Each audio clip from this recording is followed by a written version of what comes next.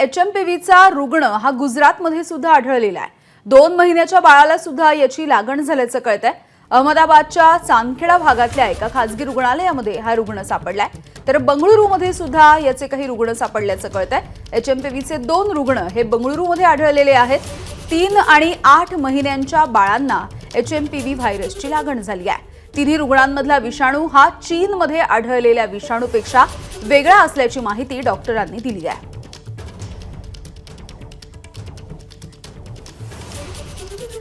तसंच HMPV virus हा साधा व्हायरल व्हायरस आहे, नागरिकांनी घाबरून जाण्याची गरज नाही, अशी प्रतिक्रिया सह्याद्री हॉस्पिटलच्या श्वसन रोग तज्ञ डॉक्टर हर्षा जैन यांनी दिली आहे आणि त्यांच्यासोबत बातचीत केली आहे आमच्या प्रतिनिधींनी।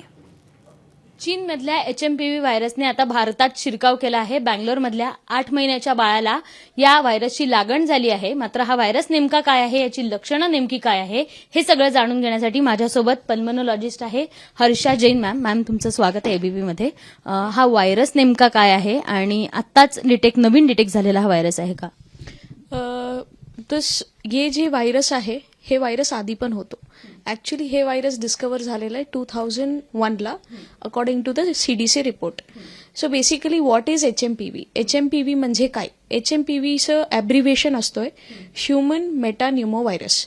सो हे बेसिकली एक RNA व्हायरस आहे, just like we have for Covid. So ह्याचं लक्षण सेम कोविडचं सारखं असतं, और for that matter normal cold या नॉर्मल फ्लू जसं असतो ह्याचं पण सिम्पटम तसंच असतो। जसं की खोकलं होऊ शकतो, दम लागू शकतो, तुम्हाला कोल्ड सर्दी होऊ शकते, या घशात इचिंग होऊ शकतो, या सोर थ्रोट होऊ शकतो। सो ह्याचा सिम्पटम सेम असतो। कुणाकुणाला सिव्हिअर डिसीज होतो आणि कुणाकुणाला नॉर्मल जसं व्हायरल फ्लू असतो तसंच ह्याचे सिम्पटम्स असतो। चीनमध्ये हा व्हायरस पसरल्याचं आपल्याला कळतंय आणि भारतात पहिला रुग्ण आढळलाय। भारतातला जो पहिला रुग्ण आहे त्याचा चीनशी काही संबंध नाही किंवा त्याने परदेशवारी पण केलेली नाहीये।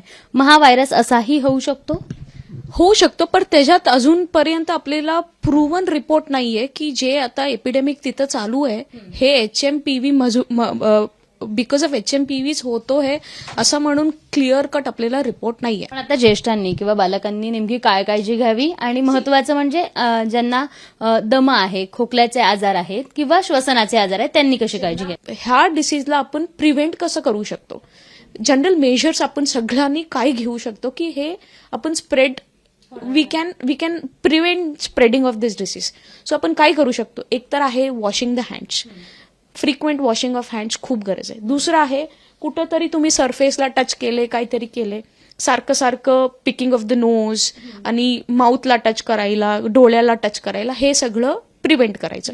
अनवॉश्ड हँड असले तर you should not touch to multiple places. दुसरं आहे सपोज तुम्हाला समजा कोल्ड या काहीतरी कॉफ झालेलं, it is better to avoid contact with people. And दुसरं last and the foremost what is most important आहे, सगळ्यांना माझी विनंती आहे actually, don't panic about this virus. हे पॅनिकसाठी घाबरायची हे व्हायरससाठी घाबरायची काही गरज नाही, काही पण नाही होणार आणि काही पण झाले तरी पण त्याचे उपाय आहे। We have a solutions, so we can do that. Cameraman Rajesh बिडकरसह शिवानी पांढरे, एबीपी माझा, पुणे। एबीपी माझा, उघडा डोळे बघा नीट।